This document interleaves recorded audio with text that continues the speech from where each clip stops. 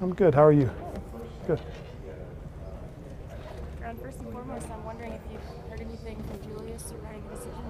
No. Julius had the surgery and has been rehabbing. I know that Marty is going to reach out and have that conversation, I believe, with Julius eventually. And, it's going to be sooner rather than later. Is that as simple as if he wants to come back, he's welcome and y'all work it out? Well, it's pretty simple. And again, I'm going to let Marty deal with that part of it. Did you get the sense, Ron, that as he expressed that it would be you guys or nobody? I'd hate to put words in his mouth. I mean, I hope it is, though. What does Jonathan Stewart meant to this team, and how do you replace a guy like that? Well, Jonathan's meant an awful lot to this team.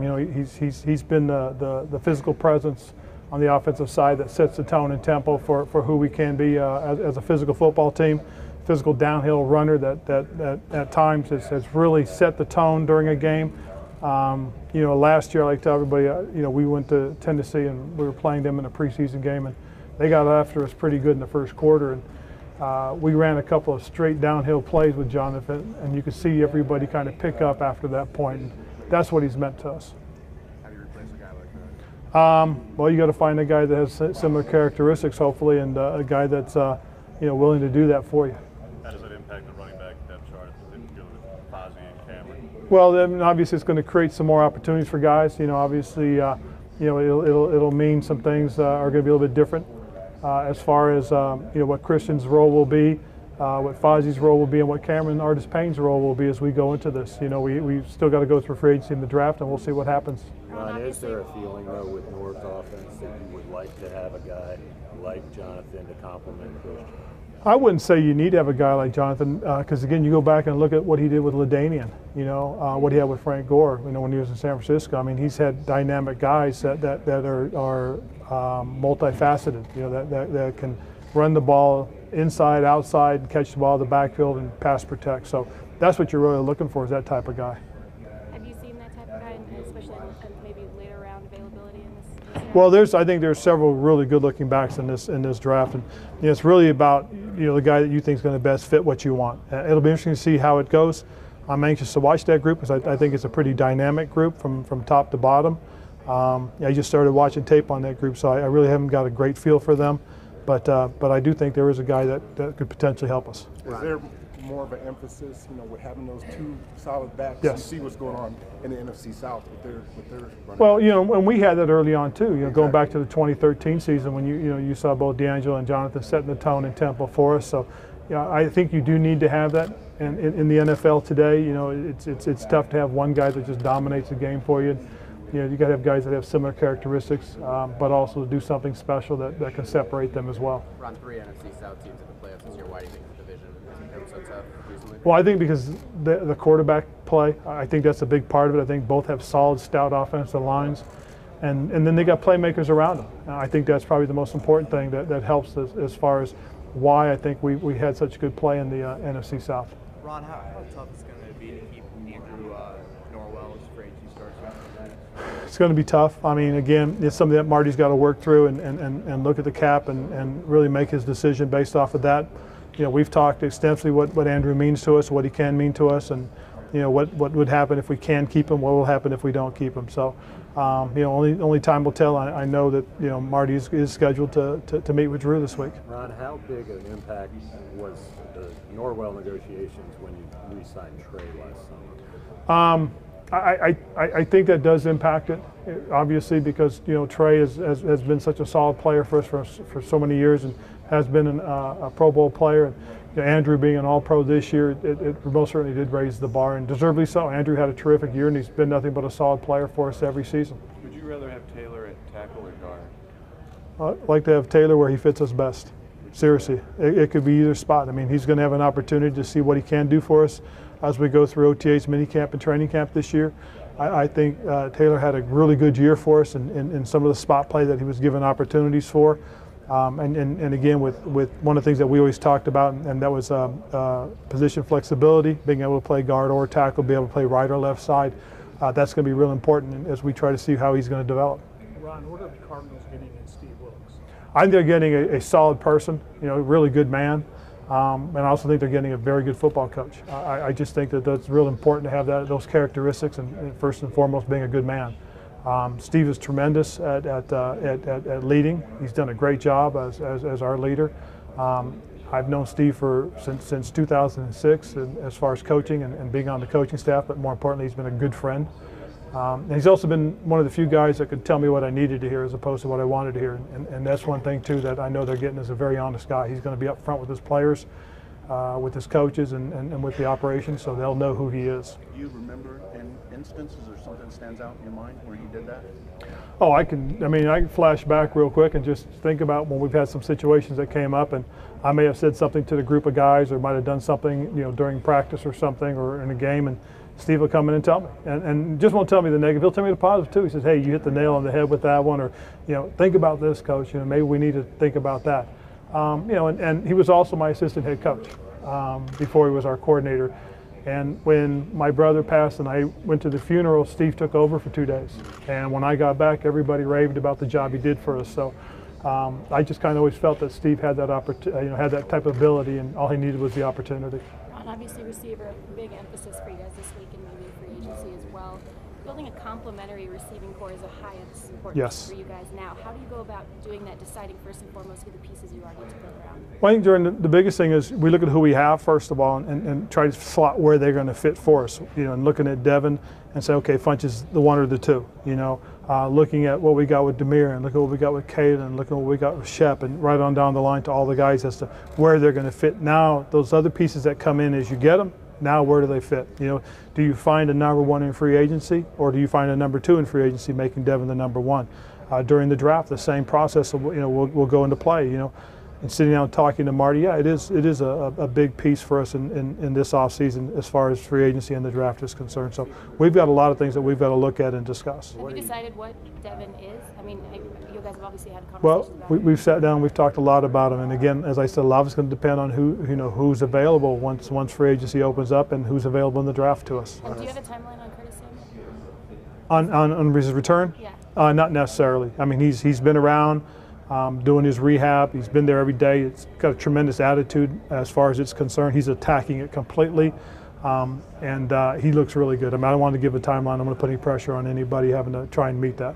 Ron, with Kurt Coleman no longer part of the secondary, what do you want to see, or what are you looking for from the safety position as you kind of go? Well, we're going to look for a guy that's going to be able to pick up where Kurt left off as far as leadership.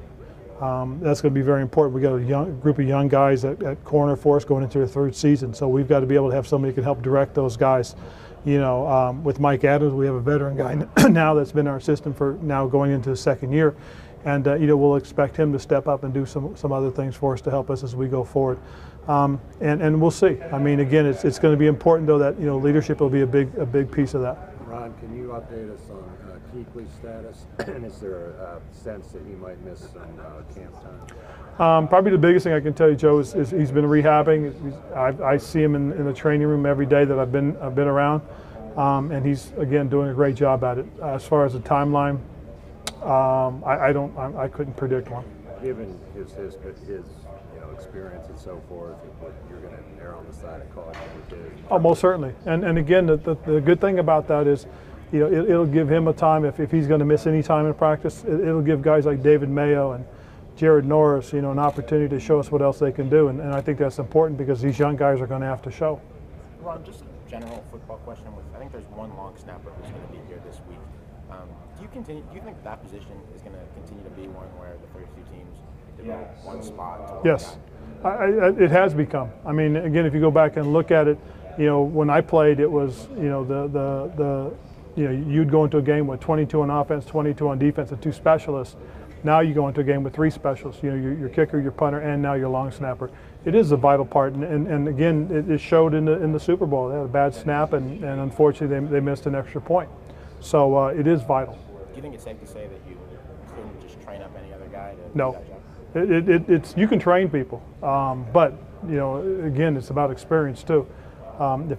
Snapping for the very first time it's a big deal, and it's an important part of what you do. Ron, what were some of the adjustments that Christian McCaffrey had to make in his rookie season as a running back? Well, I think a big part of it is understanding the feel and fit for pass protection more so than anything else, and reading that and understanding that. I think that was a big part of it for him. I think running inside and outside and understanding the speed of the game, it's a little bit more as opposed to what he's used to. Although he played in a major conference, it's still about getting used to playing in the NFL level of competition. Ron, how much is a running back's value altered by when they were able to catch out of the backfield? Not just like Christian is, but just in general. I think it's huge because, again, you can do so many things and you put a lot of stress on the defense more so than anything else. Everything from you look in the league and you look at guys like Christian with that kind of ability. You look what they did in New Orleans with Kamara. I mean, guys that have that kind of threat, that pose that kind of threat, are really going to put a lot of pressure on defenses. So you have to understand that when you're attacking your opponent and understand what those offenses are trying to do. What kind of mismatches are they trying to create? They create the right kind of mismatches now. Do they force you into a nickel as opposed to being in your base defense? So there's a lot of things problems that are created by guys that have that type of position flexibility. Ron, knowing the status and the importance to you of the coaching tree that you yourself came from, are you kind of proud to be a little small sapling of your own right now? It is kind of cool. It really is. I mean, I was very fortunate to be part of Andy Reid's original coaching staff, and when you look at it, I think there's like 7 or 8 guys that have gone on to become head coaches in this league, and and then you add on to what with Doug Peterson's success, and now Nagy being in Chicago. So that's really kind of cool. And to have a couple of guys that I've worked with that have coached with me to get their opportunities, and Sean and the success Sean had last year, and Steve, and I believe it's really part of what we should be doing as head coaches, and that's trying to create opportunities for the guys that work with us. Coach, you haven't been shy about giving big roles to rookies and younger players. Is that something that you find this weekend in the Combine from intangibles, interviews, things like that? Yes, you're trying to find guys that you think are going to be able to step right up and contribute right away. I think that's very important because, again, you're drafting guys to replace players. They've got to be able to step in. And you go back and look at some of the things we've done in Carolina, you notice that in my first 5 years, we had a rookie start at every position. Not every, but every year we've had a rookie start. Well, we did that a year ago as well. When we started rookies at corner. So again, we're going to do that because that's part of the game, and the sooner you can get those guys on the field, the sooner they can become educated and assimilate themselves to what you guys are trying to do.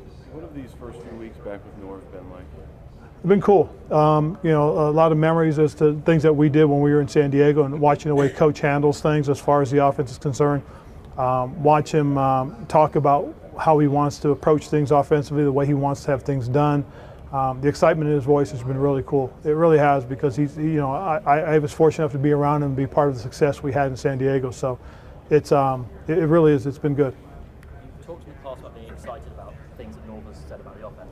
Now we've got a chance to hear something from it. What do you think, scheme-wise, is the most interesting things that Norv sort of brings different to Shoots? Well, I don't know as much as the difference there will be in the scheme, because again, a lot of this stuff started with Norv. When I brought Rod Chubzinski in, Chud had worked for Norv on a couple of occasions, so a lot of things that we did when I was with Norv in San Diego.